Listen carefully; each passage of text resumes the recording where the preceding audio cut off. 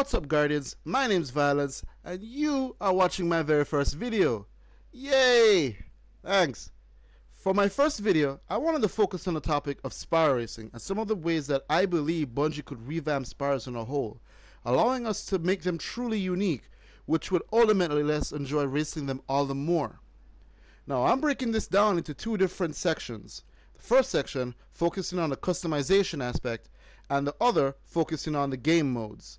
Now, these ideas that I'm sharing with you are not very unique. I'm sure that other people have come up with it, but they'll be very good to implement.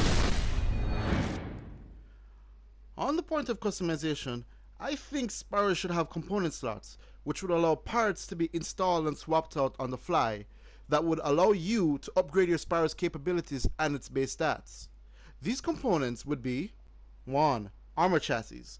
These add durability at the cost of weight, which also reduce your speed.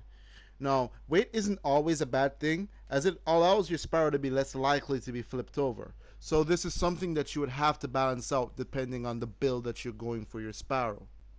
Secondly, we'd have thrusters. This would give a temporary boost of speed similar to what the raid Sparrows have, but also it would increase your base speed. Next up, we have shaders, but this one's a bit more self-explanatory than the rest. You just change out the color palette of your shader, which offers a little bit more uniqueness to the look of your Sparrow. Finally, we have weapons. Now, I know a lot of people are thinking that they don't really see weapons in a race, but think about it for a second. Weapons would increase the competitiveness of the race, and with the right controls in such a particular way, weapons could actually be fun to use and allow a little bit more tactical advantage in the way you race. After all, it is a first-person shooter. So weapons are needed. Yeah. Now you're probably going to ask yourself, or me rather, Vyllence, dude, what type of weapons would you use? And the answer to that's quite simple. I just use what the vehicles currently within the game have, but with slight differences. So you could say have a low impact, high rate of fire front facing Gatling gun that's very effective at close range but does shit damage from a distance.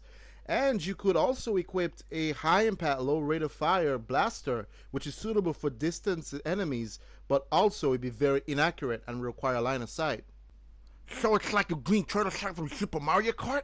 Vyllence, you're so original! Yes, I know it's not that original, but hear me out. These parts can get distributed based on rarity, with greens, blues, and legendaries that all have different stats being distributed by the Vanguard Quartermaster or by the shipwright, being dropped in the open world when you destroy an enemy vehicle or when you win races. You could even get exotic components such as an armor that grants a temporary overshield once your Sparrow is on fire, or thrusters that trigger an EMP at all nearby opponents once it's activated. These could be distributed by Xur or even been dropped from winning high-level racing events, Now on that note, let's move on to the different types of racing events that Destiny could probably implement in the future. The second and final topic of this video is regarding the proposed PvP mode that I like to call the Hippodrome, or Greek for the chariot races. Ew, that's fancy. I know, right? Anyway, like the Crucible, this game mode would have 4 different playlists that each have different gimmicks and those controls that I mentioned earlier. Now before I continue, let me elaborate on those controls. I think the best way to moderate the use of weapons and overdrive thrusters during the race would be to require passing over a trigger or gate that enables it. There will be 2 different types of gates, a green gate for picking up overdrive fuel and a purple gate to pick up ammo. Once you've passed over the gate, it goes into a timed cooldown and won't be available for 10 seconds. But here's where it's different, you see. In Destiny, weapons and overdrive are currently mapped to the same button on your controller, being RT.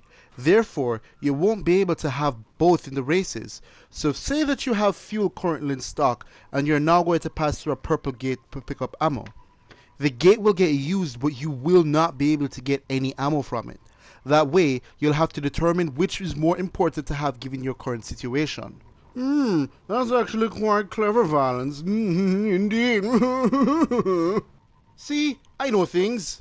But let's get back on topic before my head swells and explodes. Each course would have its own different and unique element of distraction, whether it be obstacles in the form of environmental hazards, agents of the darkness wandering on the course, or even racing on a high-rise course where falling off would result in death. This way, each track does not feel the same and requires different maneuver strategies to get to the finish. On a high-rise map, I could just imagine a huge-ass ramp that players need to jump to get across. Kinda like what a lot of the other games have, but yeah, it's still awesome. Come on! It's awesome! So yeah, like the Crucible, there are 4 regular playlists that Guardians can join. First off is Circuit, a racing playlist for the purist. 6 players race against each other for 3 laps with the person finishing first on the final lap winning. There are no weapon gates available in this mode, so you have to rely on your maneuvering skills to come out on top. Secondly, we have Blitz. This is similar to Circuit in structure, but still with significant differences. In this mode, weapon gates are available, and destroying rival racers rewards you with points, with the person with the most points at the end of the race winning. Say for example, you've crossed the finish line. At the final lap, you come first, but you didn't destroy enough vehicles along the way. Because you didn't get any points from destroying these vehicles, you would not be the round's winner. In this mode, it's vital to show your superiority with force. Next will be Flashpoint.